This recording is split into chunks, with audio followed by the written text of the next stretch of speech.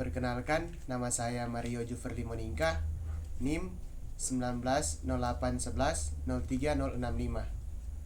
Prodi Ilmu Pemerintahan, kelas ganjil, mata kuliah Ekonomi Politik.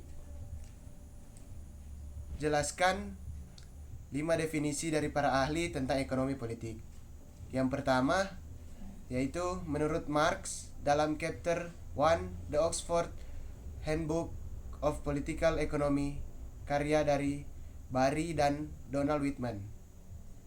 Ekonomi politik diartikan sebagai kepemilikan alat produksi yang bergantung pada proses sejarah. Dalam perkembangan ilmu pengetahuan, ekonomi politik merupakan studi interdisipliner yang mengacu pada ilmu ekonomi, sosiologi, dan ilmu politik dalam menjelaskan bagaimana institusi politik, lingkungan politik, dan sistem ekonomi politik, ekonomi kapitalis, sosialis, komunis, atau sistem yang saling mempengaruhi.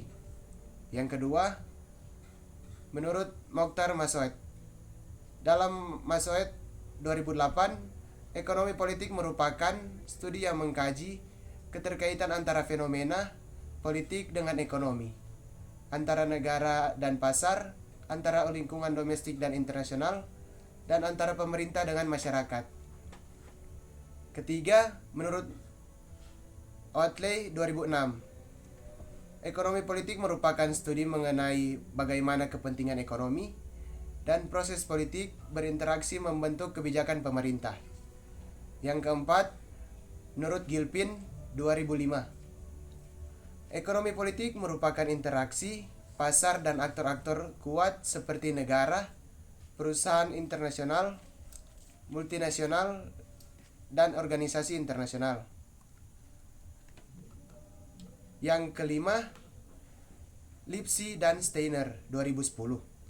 Ekonomi politik adalah studi mengenai produksi dan perdagangan serta kaitannya dengan hukum adat dan pemerintah, juga dengan pembagian pendapatan negara dan kemakmuran nasional.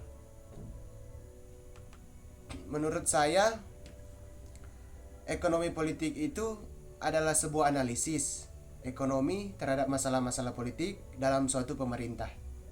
Ekonomi politik juga mempelajari hubungan antara pemerintah dan pasar, baik produksi, konsumsi, distribusi nasional maupun internasional.